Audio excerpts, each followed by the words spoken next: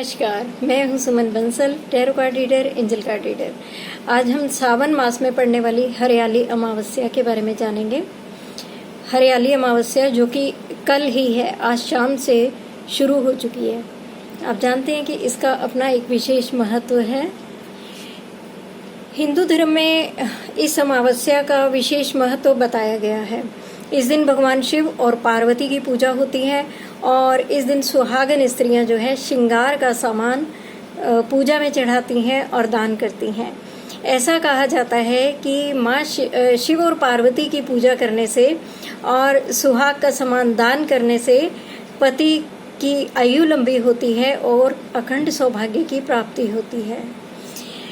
इस दिन पीपल में जल चढ़ाने से पितृ जो हैं प्रसन्न होते हैं और शाम के समय दीपक जलाने से शनि देव की कृपा विशेष तौर पर प्राप्त होती है।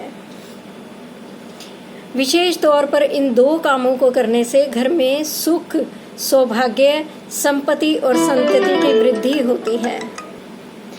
हरियाली अमावस्या के दिन ऐसा बोला जाता है कि पीपल और तुलसी की पूजा करनी चाहिए और प्रसाद में मालपुआ का भोग लगाना चाहिए। जो लोग फास्ट रखते हैं वो शाम को भोजन ग्रहण करके अपना व्रत खोलते हैं, यानी कि एक टाइम आप भोजन कर सकते हैं।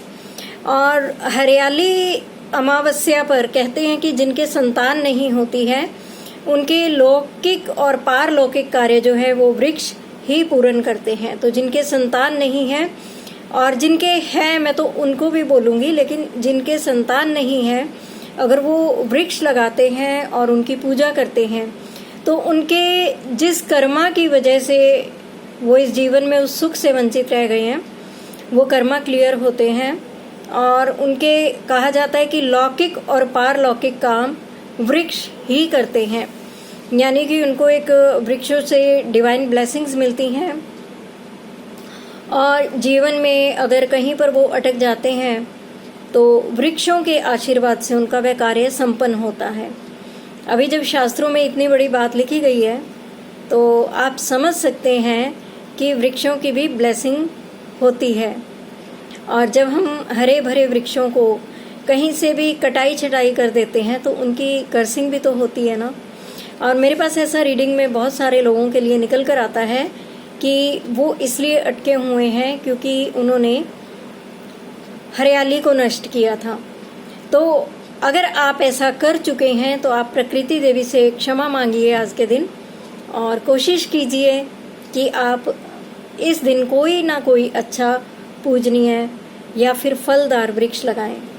अगर ऐसा संभव नहीं है तो इस दिन आप प्लांट्स गिफ्ट कर सकते हैं, आप मंदिर में रख सकते हैं सुंदर सुंदर प्लांट्स। भगवान जी की सेवा में जो फूलों वाले पौधे होते हैं आप वो दान कर सकते हैं। तो उम्मीद करती हूँ